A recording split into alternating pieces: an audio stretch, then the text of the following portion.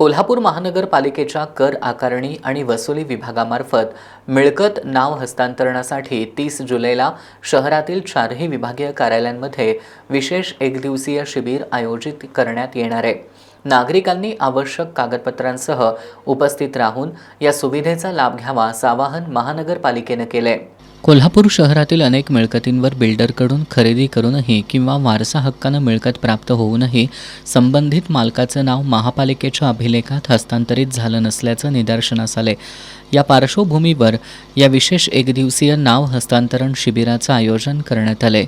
30 जुलैला सकाळी 10 ते दुपारी 2 वाजेपर्यंत महानगरपालिकेच्या 4ही विभागीय कार्यालयांमध्ये हा कॅम्प होणार आहे। नाव हस्तांतरणासाठी अर्ज करताना 3 महिन्यांच्या आतील 7/12 उतारा किंवा प्रॉपर्टी कार्डची मूळ प्रत, इंडेक्स 2ची छायाप्रत, सन 2026-27च्या घरभाडा भरल्याच्या पावतीची छायाप्रत तसंच खरेदी रक्कमेच्या 0.1% हस्तांतरण शुल्क आवश्यक आहे।